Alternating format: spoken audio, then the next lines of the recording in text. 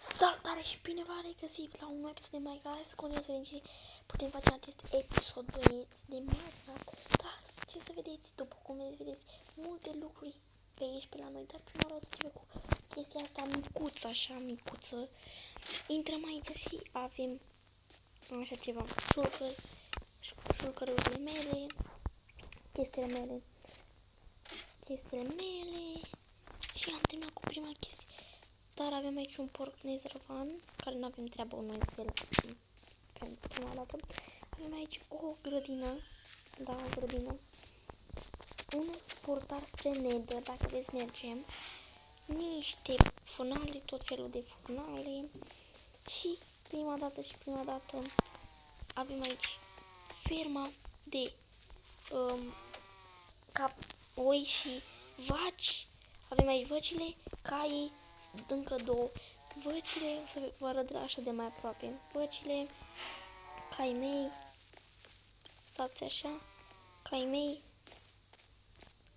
fermele, cele 4 ferme și nu o să vă arăt încă casele, o să iau de la pepenele până acolo și oițele mele. Bun, hai să intrăm în pepene, stai că m-am încurcat. Hai să intrăm în pepene, băi, și să vedem că în pepene se află 2 paturi, 2 furnale și un fel de noptieră și niște enchant. Dacă vreți ca în episodul următor să mergem înspre Nether, dați acolo un like, strobiți butonul de like ca să văd acolo 5 sau... Dacă strângem și noi 2, 3, 4 like-uri acolo, mergem în Ether pe aici și ne batem tot felul de nebunii. Mi-e cam frică Nether, știi, să nu mor. Avem și litra pe noi, e tot ok. Și mai avem aici o casă cu paturi, furnale, enchanturi. Asta e făcut așa din capul meu, din imaginația mea, să mai ocupăm aici spațiu. Decât capul ăsta știți, cred că mulți dintre voi îl știu. Dar îl știți. Știți voi ce se află acolo? De fapt, hai să vă arăt, băieți, în caz de sunteți noi pe canalul meu. Avem aici mâncare, grătarul, biblioteca, furnal, crafting și enchant. Bun, o de asta cred că o iau și eu. O de asta de gătit ar fi bună. Bun, da, cred că am stricat-o. Mai mult ca sigur. Asta toată lumea știe că e chestia cea cu chesturi. Depozitul nostru cu chesturi. Bun. Haideți să mai vă arăt pe aici. Am pus cu geamuri să se vadă ca lumea și foarte, foarte bine. Dar aici, cred că știți foarte bine ce se află. Mai are rost să mergem jos. Cred că mai are rost pentru unii dintre voi care sunteți noi. Haideți să mergem. Stați așa. Vedem dacă... Ok, gata. Hai să mergem aici. Bun. Coborăm aici jos, frumos. Și tot un fel de depozit de chesturi prima oară, dar după vin niște furnale, crafting-uri, chesturi, camera în care enchantăm, cu bibliotecă frumos. Aici armurile, paturile, noptiera, chestul, crafting-ul, furnalul, asta cum se numea, nu mai știu cum se numea, dar în fine, frumos, bum. Și stai că mai avem ceva pe aici, chestia asta, o mai avem pe aici. Mă, băieți, cât căutam eu de-astea, ia dă-le încoace. Am nevoie de chestiile astea. Doar de ele, dar până le vreau să le punem mai jos. Da. Hai să le luăm și să le punem la noi acolo. Este armița abia pică, că e setică. Bun. Am dat toată trapa aici și de acolo, am ieșit. Acum mergem pe sus, pe aici. Dăm aici și punem dărâpul. Ceea ce să facem noi când intră prietenii să ne uităm stânga-dreapta, în caz de nu vin aici să se uite ce facem noi la copacul ăsta. Oricum o să pare suspect copacul de acolo, așa că nu e, poate o găsește, poate nu. Mi-a luat foarte mult să fac toată nebunia asta, foarte, foarte mult. Și pepenele Dacă vreți facem un tutorial special care facem pepenele, care vă zic ce culoare și care facem casa de afară. Casa de acolo. Cea de acolo. Aolo. Hai să vedem. Cea de acolo. Care vă arăt cum se face. Eu nu m-am inspirat, nu e inspirat de la mine, m-am inspirat de la cineva de pe YouTube, un YouTuber foarte profesionist. Bun, dar hai să intrăm în Nether, să se vedem ce se întâmplă în Nether. Dacă putem să luăm niște glowstone, băieți, care niște glowstone, așa că hai să mergem în Nether. Un pic am frică, sincer. Chestia asta mi spiră un pic de frică. Încerc să vă zic. Nu am mai fost în viața mea Nether. Deci, nu am mai fost niciodată Nether. O să facem o chestie asta. Să luăm tot felul de nebunii.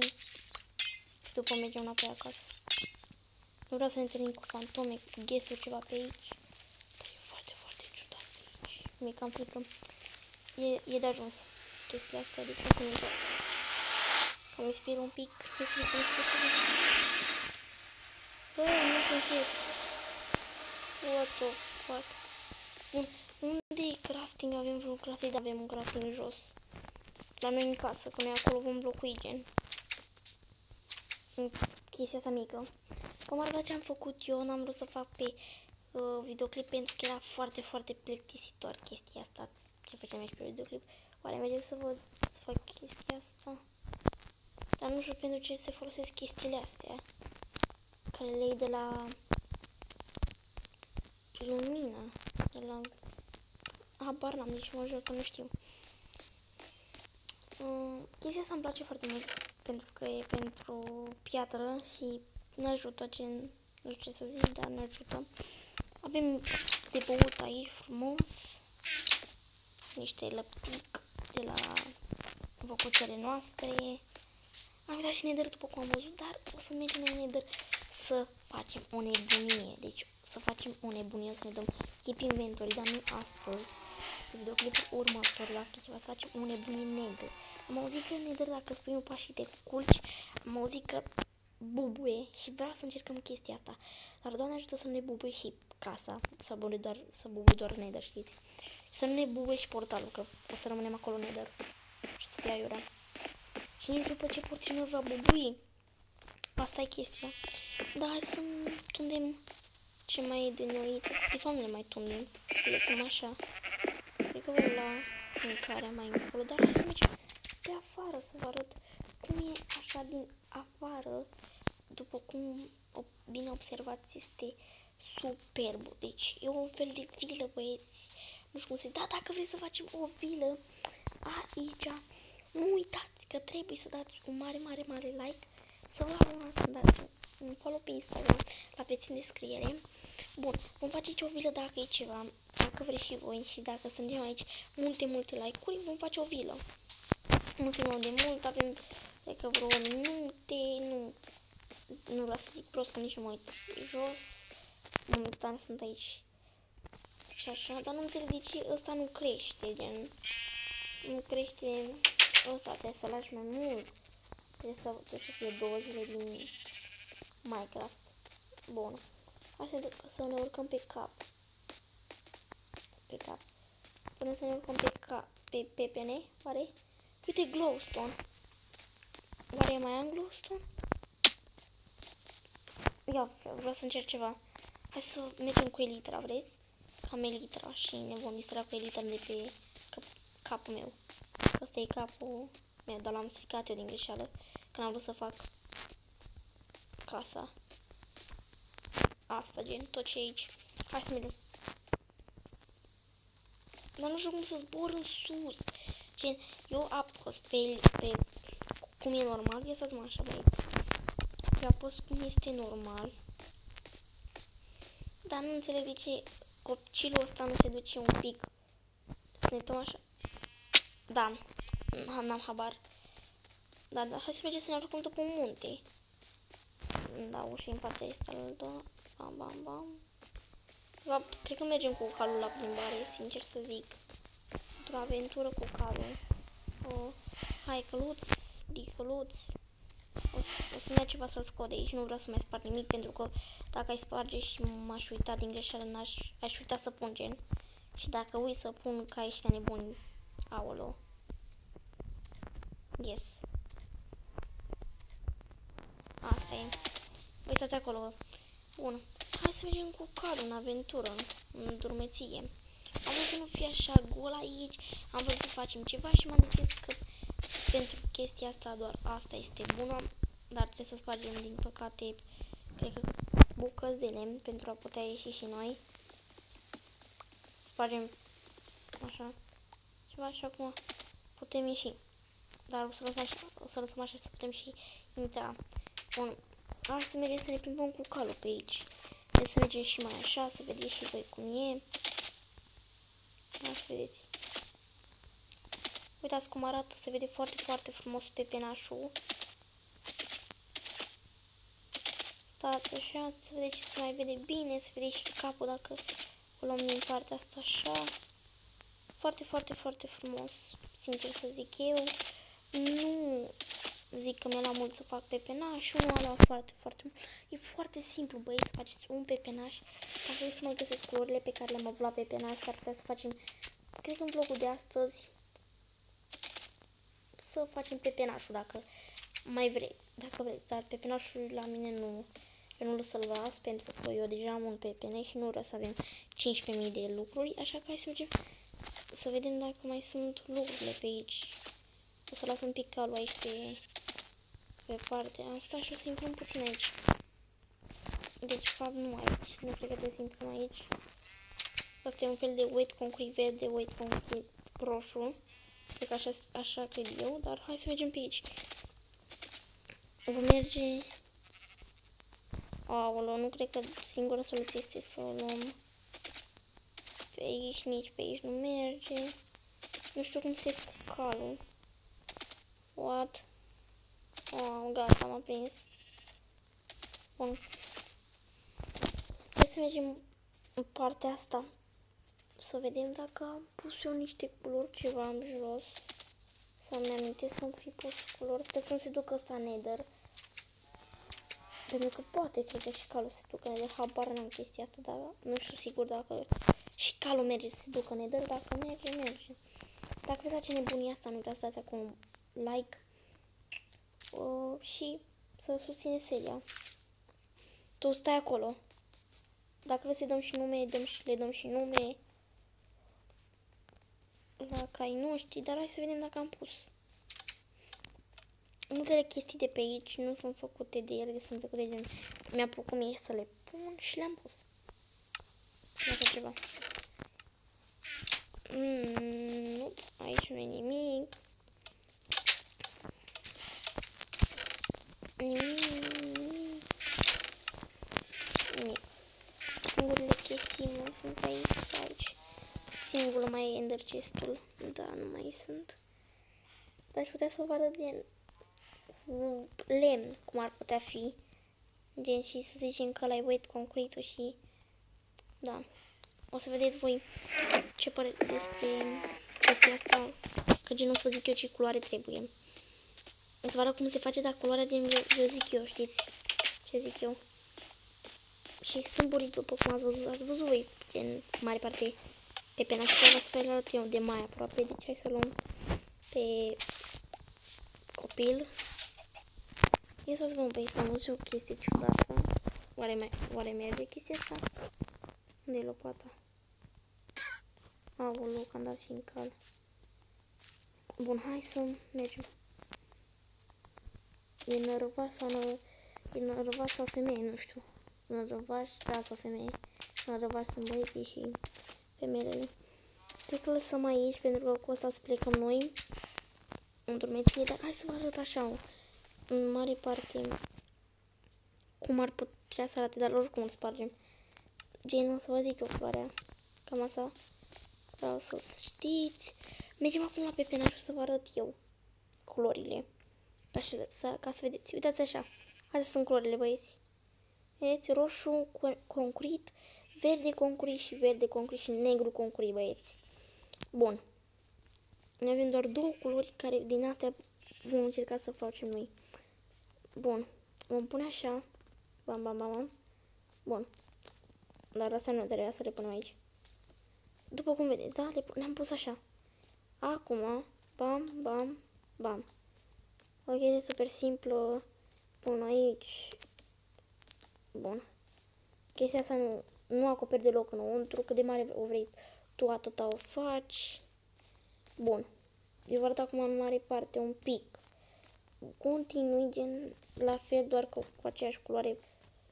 Și după schimb culoarea, o să vedeți voi. Gen, ăsta e verdele ăla, după cum vedeți. Verdele ăla este ăsta, da? Să zicem așa. Bun, ați văzut? Și asta mai trebuie o dată, stați așa. Bam, bam. Bam, bun. Stați așa că mi s-a blocat. Bun, am terminat chestia. Primele părți. Bun. Ar trebui să mai zic bun. Nu știu, am un tic de ăsta.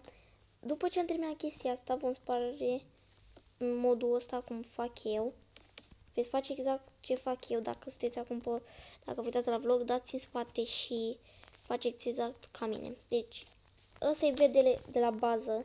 Prima bază. Bun, prima bază e asta. Bine. După ce am terminat prima bază, schimbăm culoarea. Adică trecem la culoarea aceasta. Aceea. Stai să vă arăt eu ce culoare. Asta. Vom trece la culoarea aia. Bun.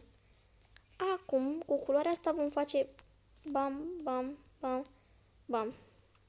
Bun. Pac, pac. Veți face exact după mine. Nu trebuie să fie exact cu fața în sus, trebuie să fie puse, gen. Ăsta e că e lemn, se va pune diferit, într-un fel. Oricum, să-l spargem noi, gen.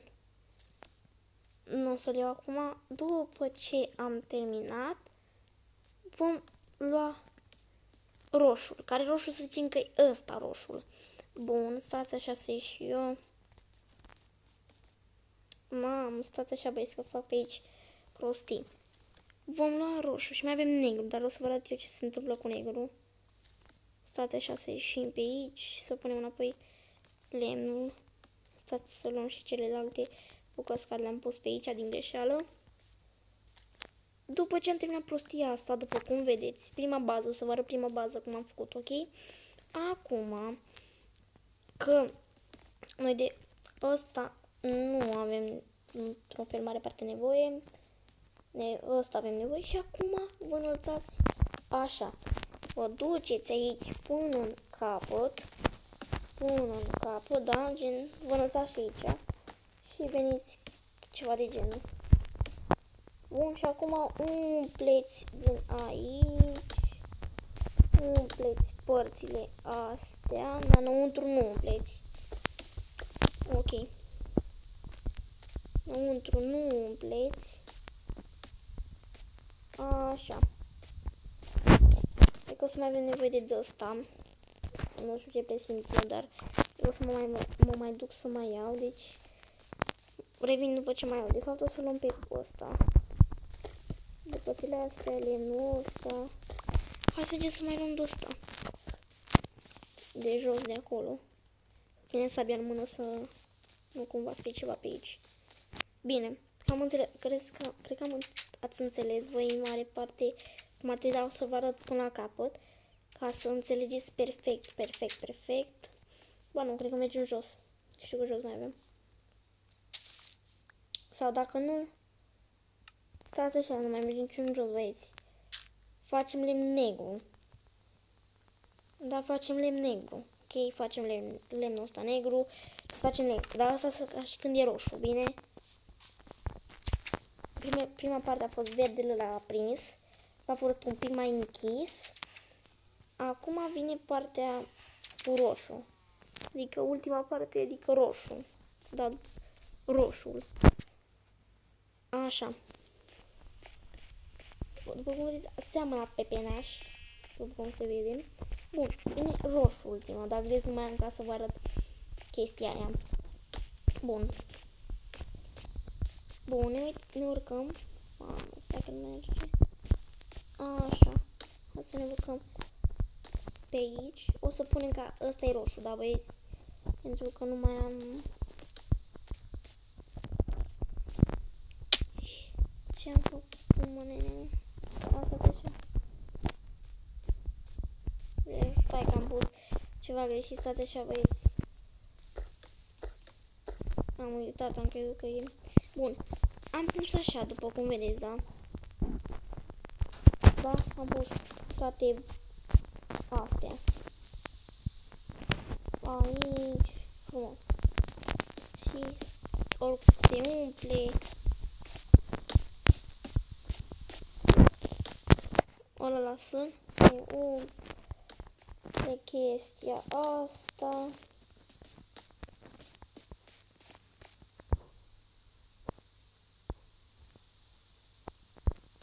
Să putea face acoperișul, gen, nu știu ce să zic. Acum cât de mare, deci să zicem că eu vreau atât de mare, da? Atât de mare nu vreau acoperișul, să zicem așa. Atât de mare vreau, terminați cât de mare îl vreți voi pe penașul, tot felul de nebunii. Bun, o să facem chestia, să spargem toate nebunile astea, că am zis, v-am arătat așa un fel ca cât de mare îl vreți voi. Stați un pic. Bun, băieți, veți face chestia asta, veți sparge aici un pic, da? Și veți pune uși. Da. Veți pune uși, torțe n-am, deci... Și veți pune torțe, dar înainte de torțe trebuie să faceți sâmburii. Stați că vine cineva și revin după, da? Vreți să am greșit eu ceva, deci faceți chestia asta ce am făcut și eu. Doar că trebuie să înălțați cu mâna. Stați așa. Să faci note și ninge. Da, trebuie să înălțați. Cere dacă am uitat. Se înalță cu una.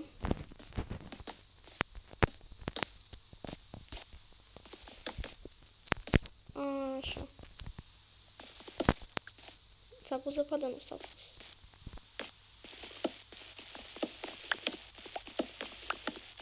Bun. După ce am făcut chestia asta, vom lăsa doar un singur spațiu între sâmburii.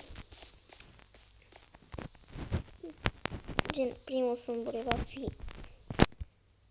aici, al doilea va fi aici, aici, aici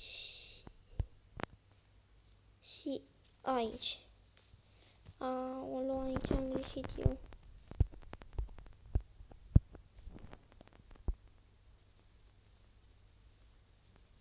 Așa să zicem că va fi sâmburile, bun băieți, ca să fim noi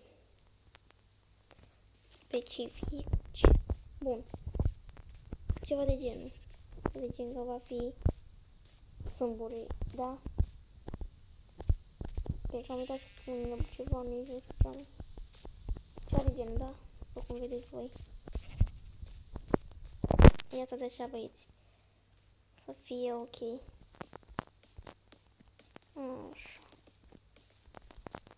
Ca să știți voi cum să vă faceți. Cred că o să vă zic link-ul mai bine. Cum să vă faceți voi. Nu știu ce am făcut de am pus ceva greșit în tabără. Și puneți. Și vă puneți sâmburii. Aici vă puneți sâmburii, da? Bun, vă puneți sâmburii și cam așa va fi și pepenele vostru și pușă. Vă faceți voi modelul la el. Ceva de genul ăsta arată. Dar o să fac eu cu culoarea ca să vă arăt și cum se pune, gen. Din aici n-aveam unde să fac, era spațiu super mic, dar să-l fac trebuie un pic foarte mare și n-am avut spațiu. Dar sper că ați înțeles într-un fel ideea chestie pepenului. Sper că ați înțeles-o și sper să vă faceți și voi să-mi dați acolo un tag pe Instagram. De asta chestia n-am pus să vă arăt pe vlog acum, dar face o chestie, un vlog special care vă arăt cum am făcut cea de afară, unde noi vom dormi și unde ne vom spăla, să ne spălăm, unde avem noi chestiile. Bun, hai să sparg, să mă apuc să sparg aici.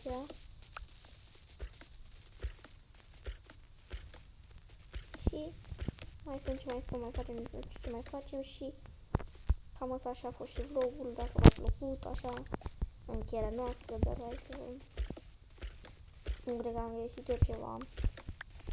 Deci, încercați să faceți voi din sară un mic spațiu, cum a fost aici, adică să mai are un loc, uitați să vă arăt în partea asta cum e.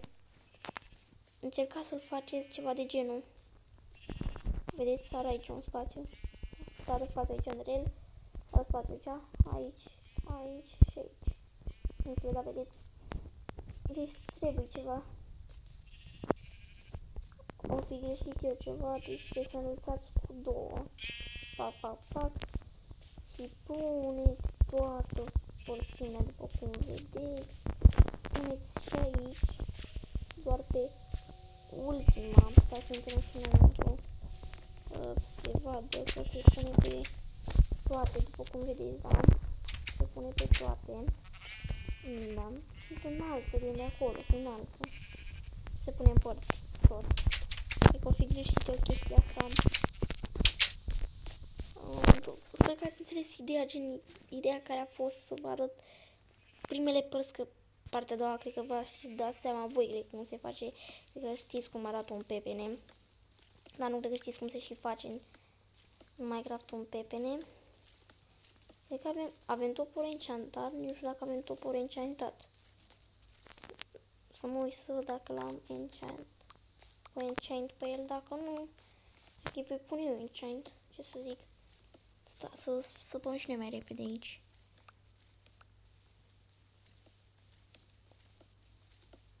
Vreau să fac multe lucruri aici, așa că dați-mi și mie idei de case în comentarii sau lăsați-mi un link în descriere acolo. De o casă foarte, foarte frumoasă care se încape aici. Dacă știți și voi, că presupun că știți că vă jucați Minecraft, dați acolo un link și mie. Dacă se poate. Și urmăriți-mă pe Instagram, aveți Instagramul meu, să îl pun eu pe ecran, aici pe ecranul videoclipului, sau dacă nu văd eu la editare unde îl pun. Spargem aici și merg să văd ce se întâmplă. Dacă mergem în end să facem prostia sau facem data viitoare, nu știu. Mi-e cam frică să nu bubuie tot endul, să cădem undeva în lavă. Cred că mor instant și te dă înapoi la tine în lume, oare? Dacă ai dormit acolo, da. No, ok. Ai dormit vreodată aici? Aici, da. Te-ai spart tu? Unde? Ai pe lumea asta? Nu, de ce? Te mă Mai de aici. câteodată, ca să fii sigură. Păi hai să mergem să ne culcăm. Că presupun că afară e noapte. Bă, cum văd eu, cât de cât așa. Mergem să ne culcăm, să fim siguri noi că ne-am culcat. Uite la aici pe...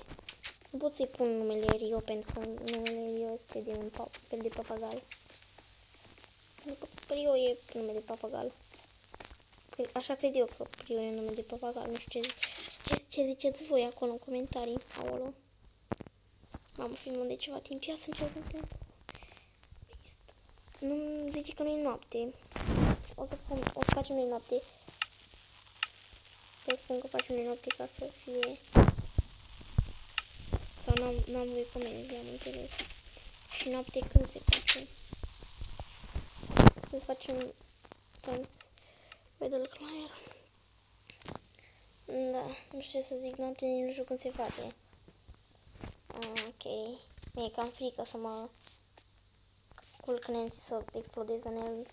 Poate mă dă altundeva și n-ar vrea să riscăm.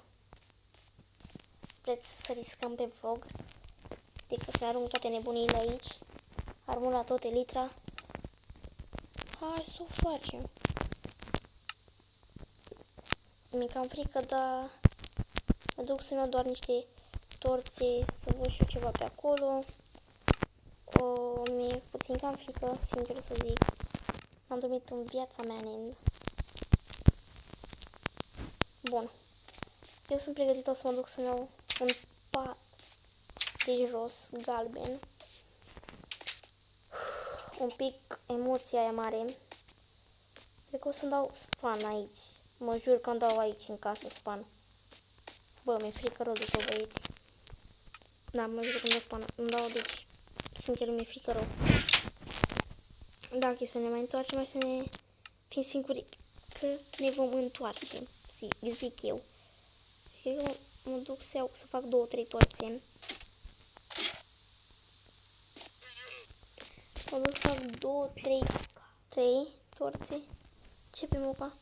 Mi-a dat bani pe moca, că mi-am băgat Supercell ID-ul. Da, mi-am făcut un cont nou de Brawl Stars. Și mai fac un cont nou.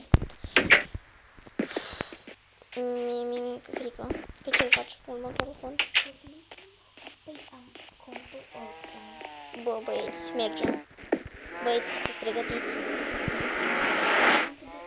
Nu sunt. Chiar nu sunt.